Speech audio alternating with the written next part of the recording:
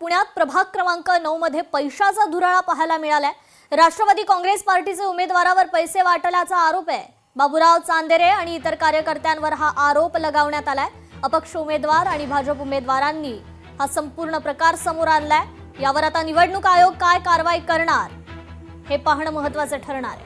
थांब दादू दादू त्यांना बघू दे, साहेबांना बघू दे, सगळं साहेबांना बघू दे, साहेबांना बघू दे।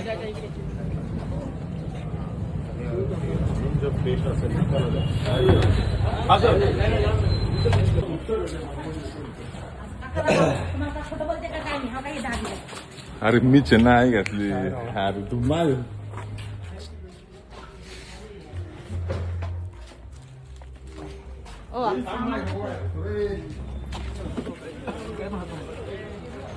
थांब दादू दादू त्यांना बघू दे, साहेबांना बघू दे, सगळं साहेबांना बघू दे, साहेबांना बघू दे।